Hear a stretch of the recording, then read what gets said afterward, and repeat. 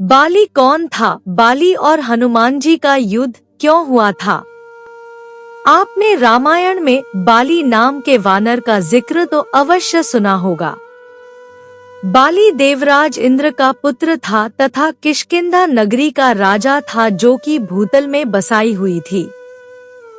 बाली के पास एक अनोखा वरदान था कि युद्ध भूमि में कोई भी शत्रु उसके सामने जाता था तो उस शत्रु की आधी शक्ति उसके अंदर समा जाती थी।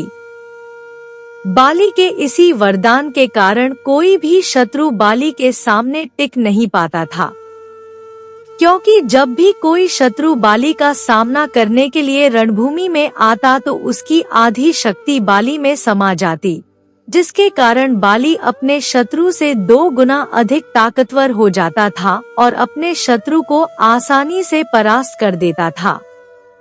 रामायण काल में हमें इस घटना का वर्णन भी मिलता है कि जिस लंकापति रावण को भगवान राम मारने के लिए अवतार लेकर आए थे, उस लंकापति रावण को बाली ने परास्त किया था।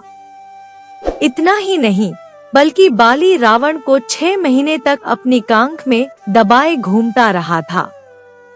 ब्रह्मदेव ने बाली के तपस्या से प्रसन्न होकर उसे यह वरदान दिया कि जब भी युद्ध भूमि में कोई भी शत्रु तुम्हारे सामने आएगा तो उसकी आधी शक्ति बाली के शरीर में आ जाएगी। ब्रह्मदेव द्वारा मिले इस अनोखे वरदान के कारण बाली हर शत्रु पर विजय प्राप्त कर लेता था और इसी कारण उसे अपने शक्ति पर घमंड होने लगा। अपने इसी अहंकार के चलते बाली ने एक दिन साधना में लीन हनुमान को चुनौती दे डाली। शुरू में तो हनुमान ने बाली को नजरअंदाज किया, लेकिन बाली के बार बार उकसाने पर हनुमान जी को थोड़ा क्रोध आने लगा। किंतु फिर भी उन्होंने सोचा कि इसको अपनी शक्ति का घमंड हो गया है, इसलिए इसको जाने दिया जाए। क्योंकि बजरंगबली हनुमान अपने भक्ति में मस्त रहते थे, उन्हें अपने अपमान का कोई भय नहीं था। इसलिए उन्होंने निश्चय किया कि वह बाली से युद्ध नहीं करेंगे और दोबारा से श्री राम का नाम लेकर उनकी भक्ति में लीन हो गए। हनुमान द्वारा बाली को इस तरह नजरअंदाज किए जाने पर बाली अपना आपा खो देता है और हनुमान को श्री राम के नाम पर चुनौती देने लगता है, तुम और तुम्हारे श्री राम मेरा कुछ नहीं बिगाड़ सकते और न ही मुझे हरा सकते हैं। अपने तक तो ठीक था, लेकिन जब बजरंगबली ने अपने प्रभु श्री राम के बारे में बाली के मुख से चुनौती सुनी, उन्हें गुस्सा आ गया और उन्होंने निश्चय किया कि बाली का घमंड अवश्य तोड़ेंगे। यह सोचकर हनुमान ने बाली की चुनौती स्वीकार कर ली और उसके साथ युद्ध करने का निश्चय किया।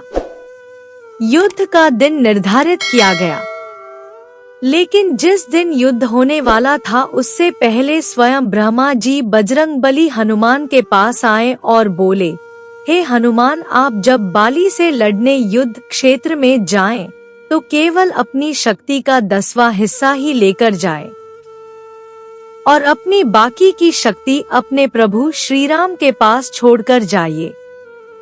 युद्ध से लौटकर आप अपनी शक्ति श्री राम से वापस ले लेना।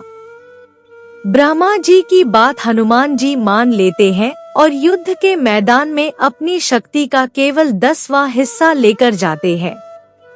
बाली हनुमान जी के सामने जाते हैं और वरदान के मुताबिक हनुमान की आधी शक्ति बाली में समाने लगती है।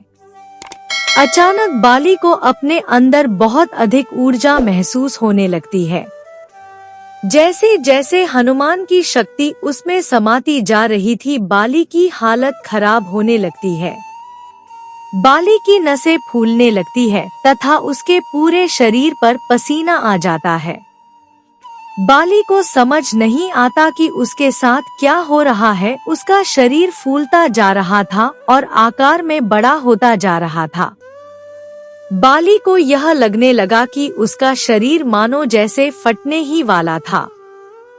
तब अचानक ब्रह्मा जी प्रकट हुए और बाली से बोले कि तुम अपनी जान बचाना चाहते हो तो बजरंगबली हनुमान से जितना हो सके दूर भाग जाओ। हनुमान जी इतने अधिक शक्तिशाली है कि उनके शक्ति का केवल 5% हिस्सा भी तुम अपने शरीर में धारण नहीं कर पा रहे हो, और तुम हनुमान से युद्ध करने की सोच रहे थे। ब्रह्मदेव का यह वचन सुनकर बाली को अपने अहंकार पर पछतावा होता है और वहां से दूर भाग जाता है, जिस वजह से बाली के प्राण बच जाते हैं।